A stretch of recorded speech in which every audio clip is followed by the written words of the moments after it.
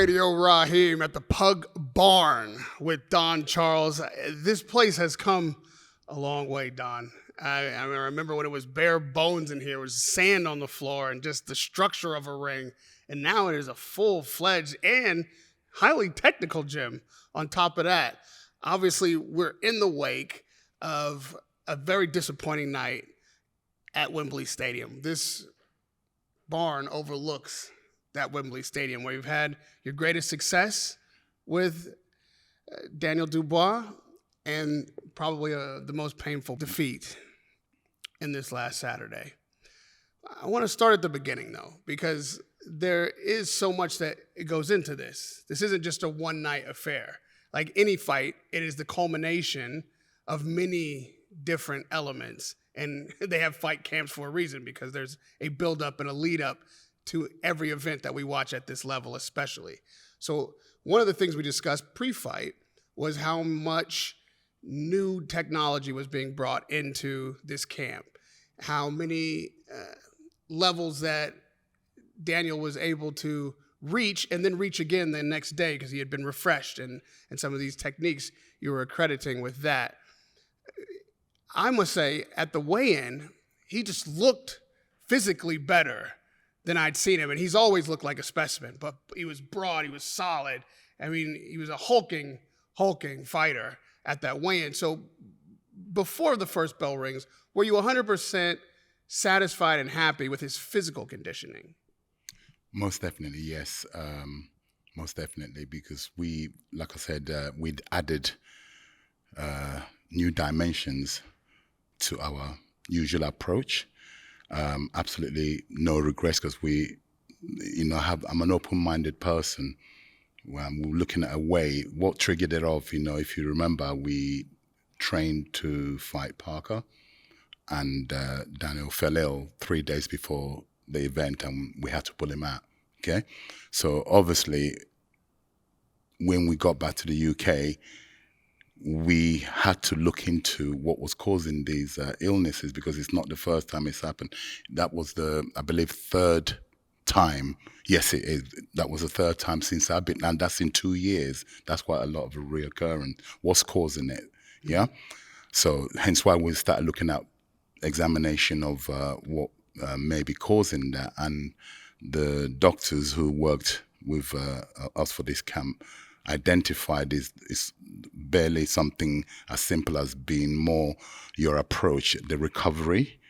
Daniel trains hard.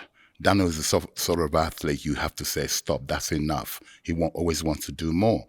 So that's what we had to look into that, because we couldn't afford. He can't as an athlete, we as a team, the promoter, all the things that go into it, we can't. When you pull out, literally, you affecting the show. Yeah, so we really had to look into that. What's causing these illnesses, that where he has swollen glands and stuff, which prevents him from, when it's happened in the past, we've had enough time to rest him up for, like I said, 3-4 days, and he's good to go again. But this one, unfortunately, happened too near the fight, 3 days before the fight, and it wouldn't have been wise to let him to go and fight. For what? When he's ill. So anyway, that's what triggered of us incorporating prevention is better than cure, incorporating the elements to prevent that from happening again. In the wake of anything that doesn't go your way in boxing, there is going to be a leveled criticism. So not unlike the Parker fight, that didn't happen. When that fight didn't come to pass, it was criticism about you pulling him out. It was, did Daniel swallow it? Was the story for real? Was it good enough reason? All of those questions had to be answered. And in this case, you've corrected what you saw as the potential threat of him being ill again, so you don't have to face the question of, do you pull out an ill fighter before a fight? So you incorporate these other things to keep him well. This is how you fix flaws that you see and potentially eliminate the possibility of them reoccurring. But now that we've had a fight where Daniel has been unsuccessful, he's been stopped by Usyk for the second time, once again, we're going to have to kind of walk through how we got to that moment and the criticisms that come with it in the wake of a defeat. So when you talk about his physical conditioning, which was visible and it seemed excellent, then the next question becomes, at the end of camp, was the game plan that you instituted for this fight, did you feel he had reached the point where he understood it, where he was ready and able to execute it, where he was mentally dialed in and buying into the philosophy of it? Was Daniel ready when you had your last training session for this fight? The answer is always categorically capital Y, capital E, capital S. Yeah? We wouldn't knowingly lead this young man into a fight where you've got a game plan specifically. This is specifics for every fight we've had. This is not trying to reinvent the wheel. You're a trainer. You train your fighter. You got the opponent. You tailor-make the game plan for each opponent. Yeah, we had the game plan, which I believed. I said, I was very vocal leading up to the fight. I said, I'm going to have to devise the mother of all game plans to be able to contest with a guy such as a high-level IQ guy like Usyk. It had to be a spot-on, make as minimal mistakes as possible, then you have a chance of actually competing. Then you're talking about winning, right? So I had to come up with, I believe we came up with a game plan. The game plan, you had 14 weeks to rehearse it. The game plan, you have sparring partners who you've picked. It was working in this gym, yeah? And so we were satisfied. Your question, yes, we were totally, myself, the coach, the coaching team, Daniel Dubois, the fighter, we were satisfied that we had the right game plan going into that fight. So what was it that Daniel was meant to execute? If this thing had gone the way you had hoped, what would we have seen from Daniel on Saturday night? Yeah, more pressure. Applied more pressure. There's no secret, especially now the fight is over and it's been concluded. More pressure could have been applied. Calculated pressure, yeah. Daniel's known for his jabs, double jabs, triple jabs. I can listen. I'm going to just skate on the, I'm not going to go, again, even in defeat, I'm not going to play it's a game of cards. I don't play cards, but I understand the theory behind playing that. I'm going to give you that. Yeah, pressure, more pressure, calculated pressure should have applied. And the jabs was key.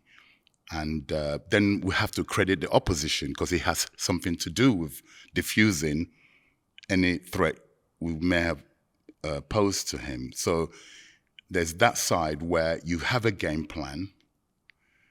And I've always alluded to, even before this fight, you can only do what your opponent allows you to do. Some of it could be, you could force the opponent to react the way you want them to react, granted.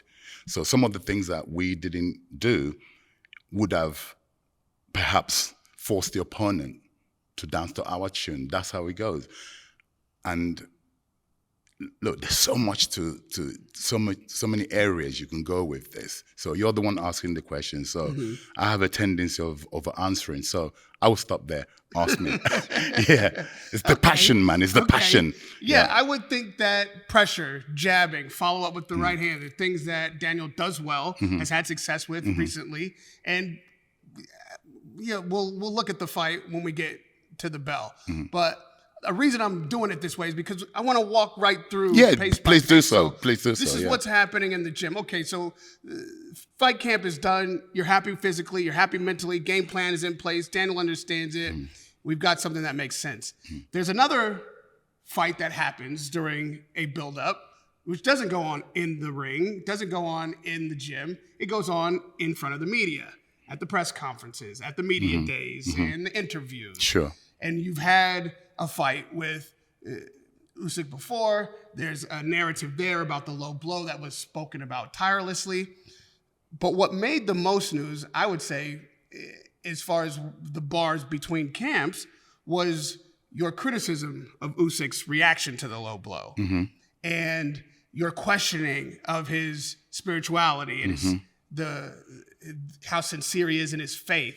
And I know that there are two theories as to how you play the mind game. Daniel Dubois is not really a big talker. He's not the kind of guy that's going to give you a bunch of needle. So what was your thinking on the way in? And I'm making no assumptions. Was it sincerely you questioning whether or not he's a faithful Christian, whether or not he's an actor and was cheating, or is this part of a mind game that you were playing before the fight? It's a bit of both. I stand to every word I say, even now as I sit here, okay? Also, during that criticism, it's not even a criticism. I was challenging, questioning. I have every right to question. Because, again, I didn't want to sit here today and talk about the low blow. Even leading up to the fight, there was a period I said, right, no more talking about that because it's about the present fight. So today I'm going to, again, not talk about the lower blow because that's done, right? He's answered the questions for this fight, right? When a fight is signed, I'm not the first coach. A lot of the Americans, your people, they're very big on this, yeah? Okay? Once the contract is signed for the fight, yeah, all the gatherings, all the engagements with the opposition, the fight, part of it is the fight. Those engagements, yeah? So when you find coaches speaking, sometimes out of term, I genuinely was questioning his religious beliefs, number one, because I wanted to understand how, if you're a devout Christian, which I pride myself on, you can't do certain things and act certain ways and still call the name of God. You can, but it's a sin. Right, that's the angle I was coming from. 50% of that is where I was coming from. The other 50% is that this man is an incredible athlete. Yeah? A majestic boxer, a maverick. So you have to, and he's very mentally very strong. So anything to derail him, any gains I can get from my fighter, from my team, I will go on that angle, recognizing that this man is very strong mentally. So I will attack the mind to try and disturb his mind, to penetrate his mind. Yeah? I'm now saying it publicly. That is, so it's 50% of my belief, questioning him. 50% is to try and get gains by pushing it mentally, to try. Every human being, including myself, has a weakness. You have to find it. Do you think that people who criticize you for having maybe gone too far when you talk about a man's faith? What is too far? I suppose that is to be determined by where people draw the line. Yeah. Is it, like you say, sometimes a fighter or a trainer speaks out of school. Is it too far to question a man's faith, especially a man who is so identified with his faith, like Oleksandr Usyk? Yeah. You could call him a cheater. No man is righteous, including me.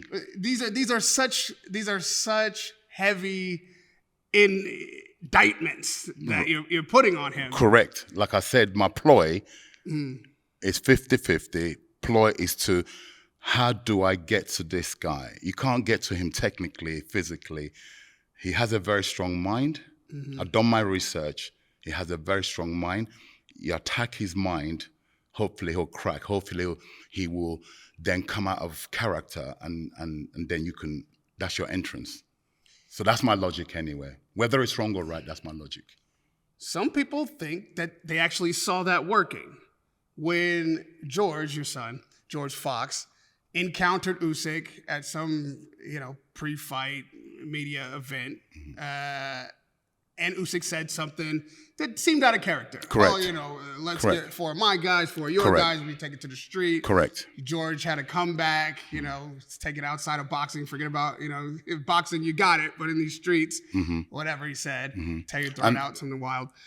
But at that point, the same pundits who are saying now that you went too far, that you wound up Usyk too much. Yeah. At that point, we're saying, well, now is that gotten to Usyk? Has he rattled Usyk? Well, that seems out of character. Is this working, what Don Charles is doing?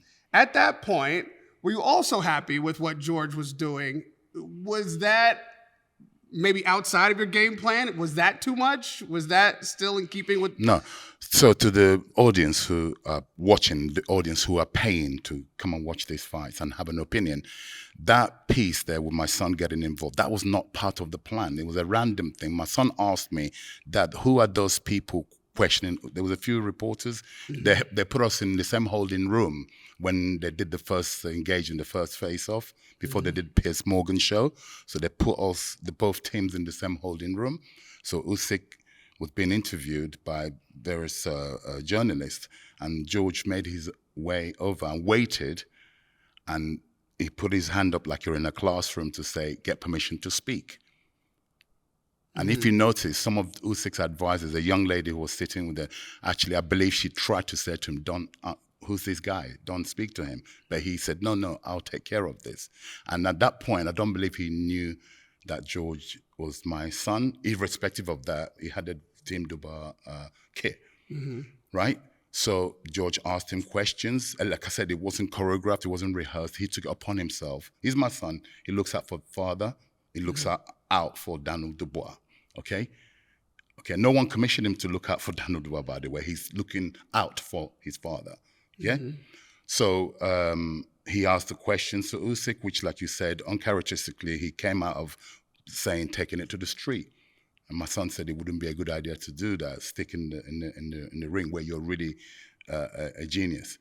And so that gave you guys something to talk about, right? Sure. So again, it's about getting gains, yeah? So we walked away from that for, okay, this wasn't planned like that, but it's gains. Every engagement, it's a fight. The fight is on. Unless the audience who are watching, unless you've been in a situation, it's a fight. There's two men who you're paying to watch are potentially gonna maim each other, right? So we're not playing, as Ricky Hatton says, you're not playing tiddlywinks here. So tempers, there's emotions, there's so many things that is involved to, there's no niceties like being all nice and then these guys, after all, the name of the game is to go and maim each other, potentially. So all the lead up to it is a part of the fight. That's my understanding of being involved for the last 25 years as being a coach. That's my understanding of it, right? So then we get to the final press conference. And after that incident with George, it seemed like Usyk probably heard what everyone in boxing heard, which was pundits starting to speculate, has Usyk been rattled? Has this gotten under his skin? And he seemed to then kind of go quiet. That was kind of the last we'd heard from Usyk that was really anything emotional or responsive to what you guys were doing until the final press conference when he simply said, "Don't push the horses." And I didn't know what he meant by that. Now we know. I've never heard that said that way before, but in England we say hold your horses, like don't poke the bear is how I took it. Well, you can also use that, but in England we say hold your horses, like basically what is now appears is that guys don't get carried away. That's what if I was to translate, that's how I would have taken it, but more or less means the same sort of thing. Be careful, basically, don't because the horse can kick you. Right. So it's more like, okay, in that sense, then it's don't aggravate someone that can destroy you. Correct. At the time he said it, I actually asked for translation. I genuinely, it's not mocking him. I genuinely didn't understand what he was meaning because I haven't heard it said in that way. Right. Right. Okay. Do you understand me? Yeah? I understand. Right. So, but it sounded like you were kneeling him again with the... No, I genuinely didn't, and I was quite dismissive because I didn't understand it. I said I needed translating to how I would make sense to me because it didn't make sense to me at that time. Now I understand. Right. Okay. Don't poke the horse. Right. Okay, so it's a warning. It's a... Correct. And it can be ominous depending on what ultimately happens. But I'm going to stick with the timeline. So now, final press conference is done. Obviously, training's done. We're ready now into the fight. There's a lot of discussion and speculation because I wasn't there, so I can't say what did or didn't happen. But in regards to getting to the arena. Now, I remember... Let me draw back a little bit. Yeah. Let me, as you guys would say, let me walk you back a little. Okay. Yeah? Supposing, hypothetically speaking, that we were victorious, Daniel Dubois was victorious based on the game plan and our approach, I'd be called a genius, right? Well, sure. Whenever it works, then everything seems like a great idea. So my aim, when I say it's not personal, of course it was personal because I was questioning the man's religious beliefs. I was trying to attack his mind, merely that. I'm not an evil man. I'm trying to get gains. Right. It's a war, the art of war. Right. Yeah? Daniel always says, by any means necessary. Yeah? Within skating around the rules. Yeah? Right. By any means necessary. So if I can get any gains for my guy, for my team, I will, without physically harming anybody. Right. Okay. So prior to the fight. But if it doesn't work, yeah, is that categorically a mistake?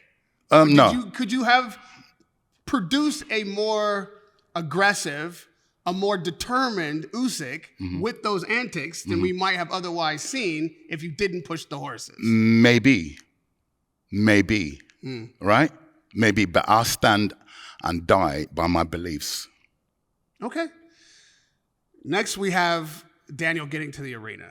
Now, I remember after the Joshua fight, again, when things work, everybody's a genius, right? Yep. There's a big party at the house. They were like celebrating the Joshua victory before the fight, yeah. Everybody was, when they learned of this, was kind of joyous about it and saying, wow, that's amazing. What great energy. Yeah, the ring walk that people witnessed against the AJ fight, that ring walk started from Epping, where Daniel resides, that area. Right. So that triggered by the party that was had. Right. So that energy was created from their house.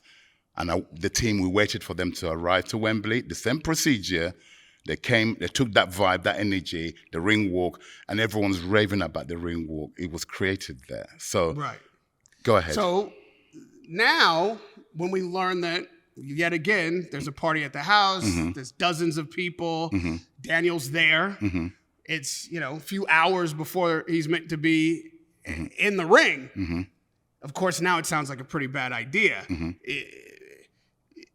Are you a part of that decision making, or on the night of the fight, is that down to Dan, or I should say, is that down to Dave even, or Daniel's father, orchestrating what happens before he arrives at Wembley? All right, let me walk you back couple of steps. Walk on back. Keep walking back. We'll be doing the moonwalk in a minute, right? Okay. You're American. You can be. I won't do it for you, but I can do it. I just want people to know. Right. So. In all seriousness, so let's walk you back a couple of steps. So the first time this was done, this party at the house prior to getting to Wembley was against AJ, and it worked.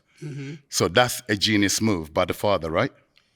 No one criticized it when it worked. So that's a genius move, right? No one criticized it because people were just fixing on the ring walk. Right? So that's a genius move because it worked. Okay. So as a human being, it worked. The father replicated it again, trying to create that environment, trying to create that energy. Yeah? It didn't work this time. Yeah? Okay, yes. Well, clearly. Yeah. So this time, however, it appears Daniel arrived later than the Joshua fight. Is that correct? Did he only arrive 90 minutes before he was meant That would be accurate, 90 minutes. Let me interject, as in I'm talking, but I'm interjecting myself. Sure. Right. The 2 hours is adequate. He came 90 minutes, which is 1.5 hours, right? Right. That's more than ample to do what I need to do with the fighter, right?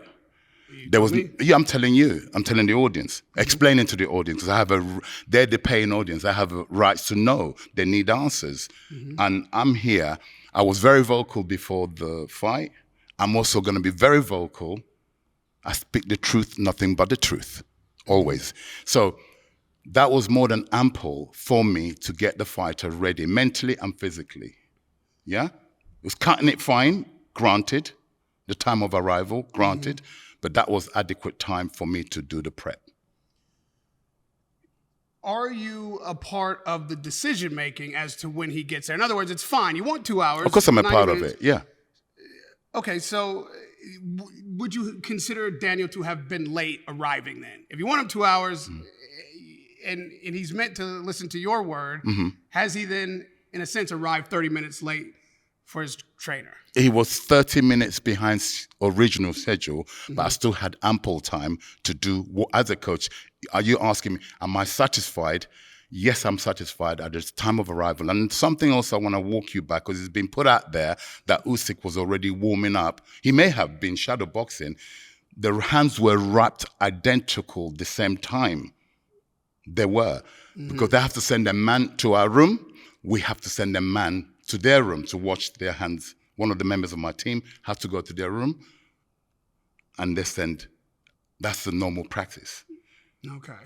They may have showed the picture of Daniel's arrival pre-recorded or whatever. I don't know. I'm just assuming where they would have got this, that Daniel Usyk was already punching pads or whatever because we were 30 minutes. No, because how can that be when we wrapped hands at the same time? The reason at 8:30. The reason I question about if he was late or if you're a part of this decision, because now in the pathology, if you will, once the fight is dead and we're looking at what could have gone wrong, this seems to be the first point at which potentially you're losing control of the corner or the training or your fighter. So that's the undergirding question. If you're happy with his arrival time or if something or someone else has already begun to interfere with your system on fight night. You say no. No. When Daniel arrives, again, in hindsight, knowing the outcome, everyone sees things through a different lens. So then it's like, is he dialed in? Did you feel like he was focused? He was prepared mentally for the task at hand and the one you had prepared him for in these many months of training camp? Correct.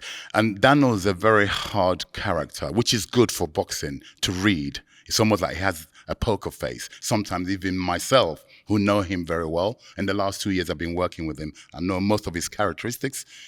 Everything was the same. So, like I said, sometimes it's hard to read him, which is good for a boxer. Opponents try to read him. It's evident. In press conferences, you can't read the kid.